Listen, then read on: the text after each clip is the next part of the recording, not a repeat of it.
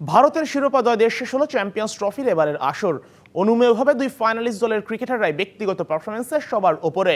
তবে এক জায়গায় সবাইকে পেছনে ফেলেছে আফগানিস্তান, আর টুর্নামেন্টের ইতিহাসের সর্বোচ্চ দলীয় রানের স্কোর এখন নিউজিল্যান্ডেরই দখলে।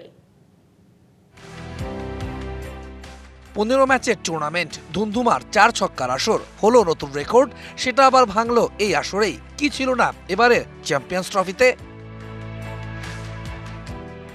আসরের চতুর্থ ম্যাচে এসেই টুর্নামেন্টের সবচেয়ে বেশি দলীয় স্কোরের রেকর্ড গড়ে ইংল্যান্ড। বেন ডাকেটের ইতিহাস গড়া ইনিংসে 351 রান করে ইংলিশরা।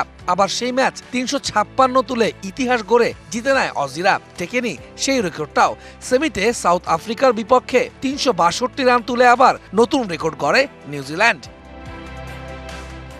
অস্ট্রেলিয়ার বিপক্ষে ইংলিশ ব্যাটার বেন ডাকেটের 165 রানের রেকর্ডটাও স্থায়ী হলো না বেশি দিন। এই ইংল্যান্ডের বিপক্ষেই 325 তুলে ম্যাচ জিতে নেয় আফগানিস্তান।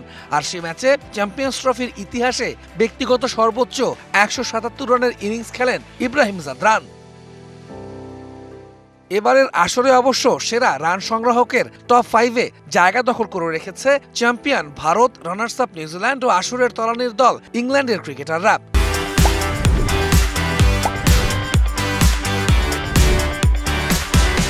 263 রান নিয়ে এই তালিকায় সবার উপরে রয়েছেন কিভি ব্যাটার রাচিন রবীন্দ্র। তার চেয়ে 20 রান কম নিয়ে 2-এ ভারতীয় ব্যাটার শ্রেয়াস আইয়ার, আর 3-এ আছেন 227 রান করা বেন ডাকেট। বোলিংয়ে দাপট দুই ফাইনালিস্ট দলের। 4 ম্যাচে সর্বোচ্চ 10 উইকেট নিয়ে টপে black cap bowler Matt Henry. Varun Chakravarthy, শামিও স্যান্টনার রয়েছেন 2, 3 ও 4-এ। তাদের সবার ঝুলিতে রয়েছে 9টি করে উইকেট।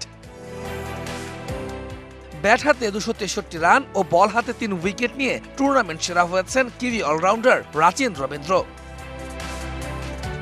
তৌহিদুল ইসলাম, ডিবিসি নিউজ ডেস্ক।